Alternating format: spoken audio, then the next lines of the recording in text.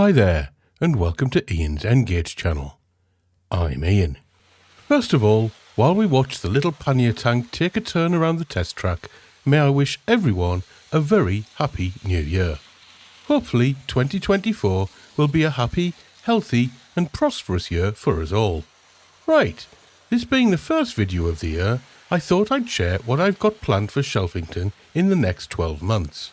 Obviously, nothing is set in stone, but I feel that giving myself some goals will give me something to aim for in the coming year. So, what's first on the agenda? Well, I still feel that my tongue-twisting objective of tackling the tricky bit of track work at the rear of the layout is my number one priority. And now that I've decided to go with code 55 track, there's nothing stopping me from beginning this task. However, it's not just a simple case of laying track. I'll also need to install point motors, and I've chosen to go down the route of micro servo motors that will be installed inside of my homemade servo enclosure boxes. It may not be possible to locate these alongside their associated point, so I'll need to work out the best place to position them. The servo motors will operate their points via rods that run in brass tubes that will be located below the track in places, so that's another consideration I need to take into account. Before I've completed the tricky bit, I'll also need to have figured out how I want to perform block occupancy detection. To achieve this, I may need to embed optical sensors below the track, or maybe sections will need to be isolated should I decide to use current sensing technology. Either way, it definitely sounds like experiments will be required to determine not only how I'm going to detect whether a block is occupied or not, but also where best to position blocks.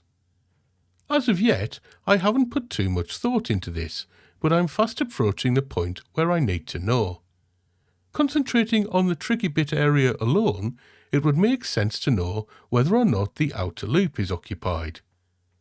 It would also be good to know whether the track across the viaduct to Shelfington is occupied. And also whether or not the section of track that extends towards Still Fiddleyard is occupied or not.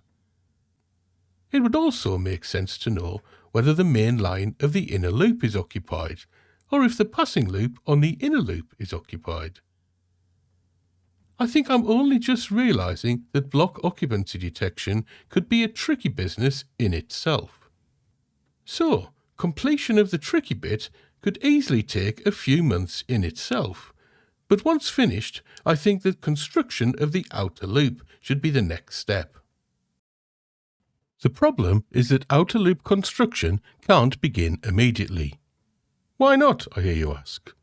Well, as the rear of the layout is higher than the front of the layout, before I can begin work on the outer loop, I need to work out how I'm going to construct the inclines. Of course, I'll definitely be using the Woodland Scenics riser system, but I can't just lay track on top of those. I need to work out what sort of track bed to use. Should I use cork strips? Try utilising plaster bandages, or even papier-mâché, or maybe using Woodland Scenics track bed is something I should consider. So that's more experimentation that will be required. I mustn't forget that cork also needs to be applied to the lower level of foam wherever track will be laid, before the outer loop can be installed. Now, once the inclines and track bed have been sorted, I can finally begin work on laying the outer loop.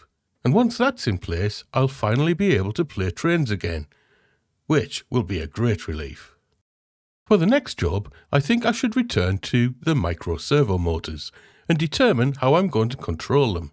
Eventually, I want to be able to automate train movements on Shelfington, so my long-term plan is to use Arduino-based controllers hooked up to the DCC bus, which will allow me to write my own programs for the automation. However, I'll also be looking at Megapoint's servo controllers, as well as some of the more conventional servo controller hardware. So that definitely means there'll be more experimentation in that area. I've also obtained an Arduino-based electronic starter kit, so I can tinker with it, which I'm quite excited about actually, and which may form part of the experiments.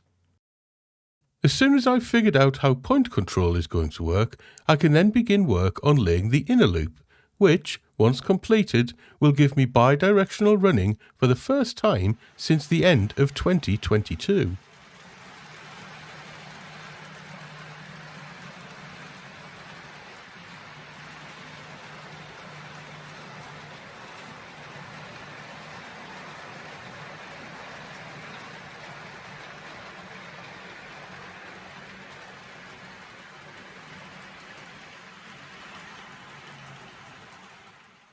Once both of the loops have been completed, I think it would be an excellent time to lay the track work at Mantle Thorp station area, which will lead the way to constructing the first platforms and building on the layout. But let's not get ahead of ourselves. Let's stick to a simplistic plan for the time being for progressing Shelfington this year. In summary, I want to hit 4 milestones. Number 1. Complete the track work for the tricky bit. Number 2. Complete the track work for the outer loop. Number 3. Complete the track work for the inner loop. And number 4. Complete the track work at Mantle Thorp station area. Just to make things clear, when I say complete, I mean laying and permanently fixing down the track, wiring track sections to the DCC bus, installing working point motors that can be controlled by a DCC, and configuring blocks that will be used for automation of the layout in the future.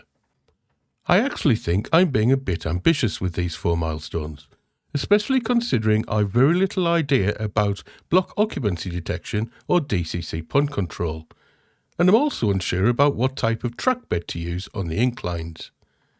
However, that's what I love about this hobby, as there's always something new to learn. Of course, other than working on Shelfington this year, I still plan on performing loco and rolling stock reviews, of which I've already got a few in the pipeline.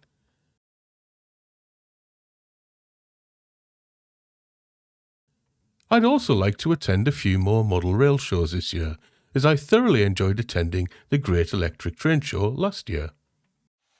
Okay, so there you have it. That's what I think I'll be working on for the coming 12 months.